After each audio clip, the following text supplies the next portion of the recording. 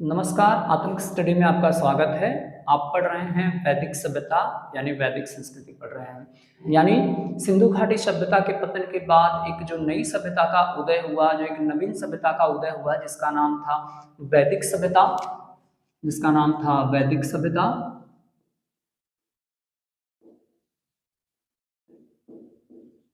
और इसे हम वैदिक संस्कृति भी कहते हैं, वैदिक संस्कृति के नाम से भी पुकारते हैं या कहते हैं हम इसे।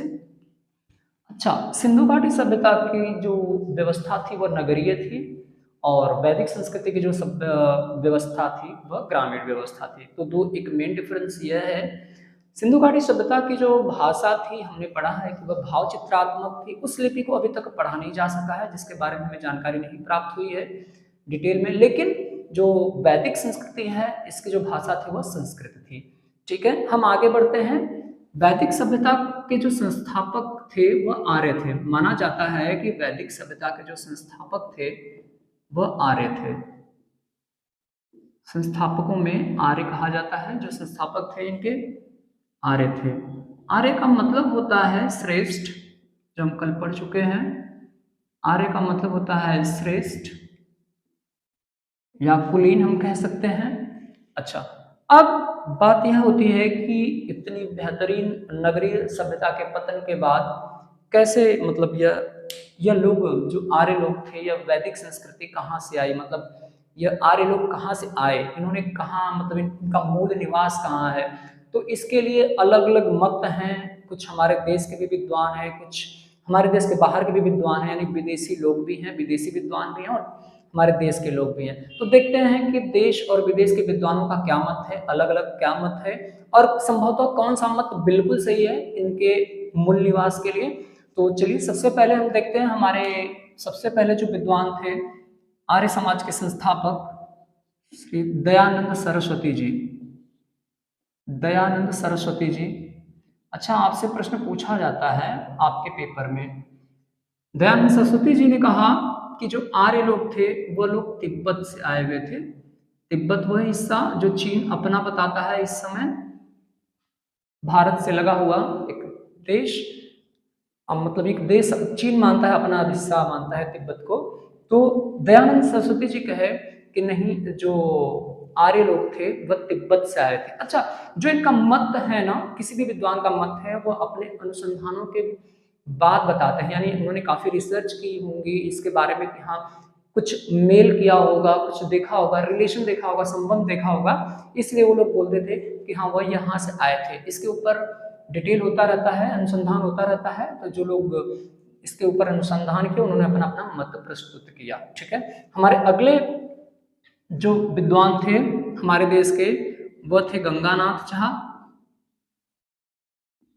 गंगानाथ झा।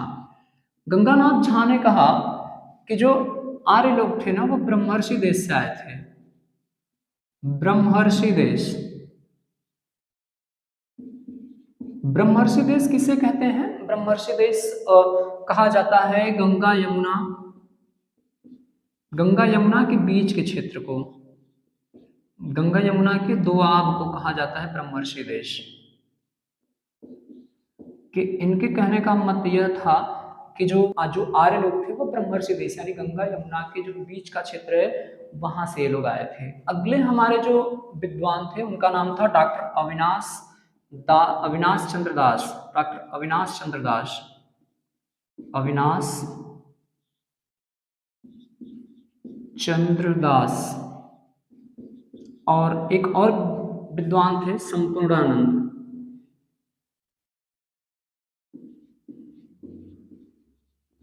संपूर्णानंद। इन लोगों के मुताबिक जो आर्य आए थे वह थे सप्त सैंधव प्रदेश से। सप्त सैंधव प्रदेश को माना है मूल निवासी। अच्छा, सप्त सैंधव प्रदेश हम किसे कहते हैं? सप्त सैंधव प्रदेश कहते हैं सिंधु नदी के आसपास के क्षेत्र को। सिंधु नदी के आसपास के क्षेत्र को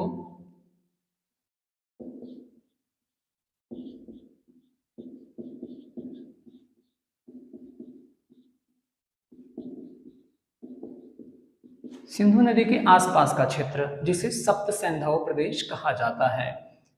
चलिए इसे आप देख लीजिए, एक बार इसे लिख लीजिए। हम बढ़ते हैं आगे। चलिए हम आगे बढ़ते हैं। अब हम आते हैं अगले अपने विद्वान की तरफ, बाल गंगाधर तिलक।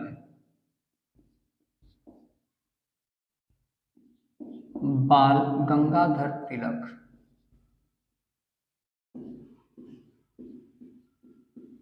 बाल गंगाधर तिलक ने कहा कि ये जो आर्य लोग थे, ये लोग उत्तरीय ध्रुव से आए थे। उत्तरीय ध्रुव से आए थे। उत्तरीय ध्रुव का मतलब, यदि आप पृथ्वी के गोलार्ध को आप जब देखें, मतलब गोले को देखेंगे, तो वहां पर आपको देखा जाएगा एक उत्तरी ध्रुव होता है, एक दक्षिणी ध्रुव होता है। तो जो ऊपर का हिस्सा है, उन्होंने कहा कि नहीं, यह जो आर्य लोग थे वह कहाँ से आए थे, ये लोग आए थे उत्तरी ध्रुव से। अब हम देखते हैं जो अगले विद्वान हैं वह है Max Muller. Max Muller. Max Muller के मुताबिक जो आर्य लोग थे वो लोग मध्य एशिया से आए थे। मध्य एशिया से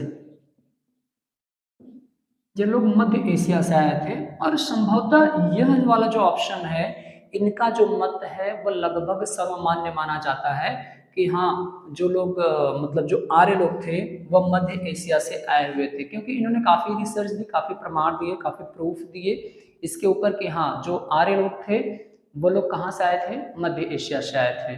ठीक है, हम आगे बढ़ते हैं। इसके आगे आते हैं हम गाइल्स महोदय। गाइल्स ने कहा कि जो आर्य लोग थे वह हंगरी की तरफ से आए थे। हंगरी से आए थे। गाइल्स ने कहा कि जो आर्य थे वह हंगरी से आए थे। चलिए इसे आप लिख लीजिए एक बार।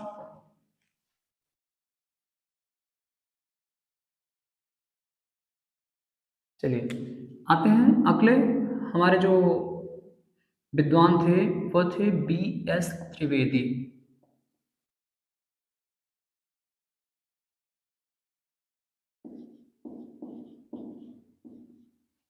B.S. त्रिवेदी थे।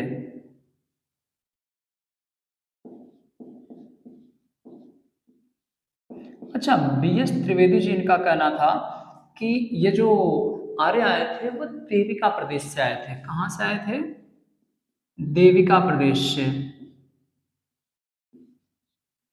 अच्छा, आपसे प्रश्न में आपको पता होना चाहिए कि देविका प्रदेश किसे हम कहते हैं। देविका प्रदेश हम कहते हैं अफगानिस्तान को।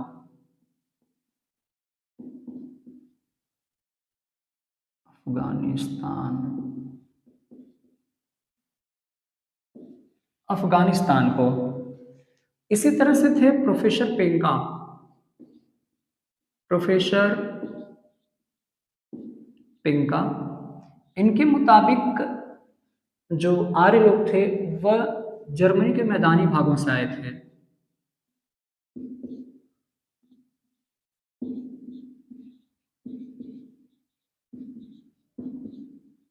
जर्मनी के मैदानी भाग से।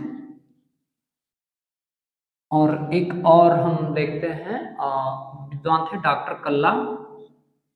डॉक्टर कल्ला, उनके मुताबिक जो आर्य लोग थे वह आए थे हिमालय के क्षेत्र से। हिमालय के क्षेत्र से, हिमालय क्षेत्र से यानी कश्मीर। लगभग उन्होंने कहा कि कश्मीर यानी हिमालय के उस क्षेत्र से आए थे, कश्मीर की तरफ से। तो अब तक हमने देखा अलग अलग विद्वान, इसको भी आप लिख लीजिएगा। अब तक हमने यह देखा कि अलग अलग विद्वानों का अलग अलग मत है, लेकिन इसमें हमने देसी मतलब जो हमारे देश के विद्वान थे उनके बारे में भी हमने देखा, जो विदेश के भी विद्वान थे उनके बारे में भी हमने देखा। तो एक सर्वसम्मति से जो अभी तक चल रहा है वह मत है मैक्स मूलर का, कि जो आर्य लोग थे वह मध्य एशिया से आए हुए लोग थे। तो आज की क्लास में बस इतना ही। आगे की जो भी बात है वैदिक संस्कृति की हम कल पढ़ाएंगे, कल के वीडियो में बताएंगे आपको। लेकिन हाँ, जितनी भी चीज़ें आपको बताई गई हैं वैदिक सभ्यता के पार्ट 1 से लेकर अभी तक पार्ट 2 है यह, इसमें आप डिटेल में पढ़ते रहिए। हम आपको डिटेल बताते जा रहे हैं, एक एक चीज़ें आपको, एक एक इंफॉर्मेटिव चीज़ें आपको एक डिटेल में विस्तृत जानकारी हम देते चल रहे हैं। एक एक नोट्स आप बना सकते हैं इसके लिए अपने से। तो आप देखते रहिए, मिलते हैं अगले वीडियो में।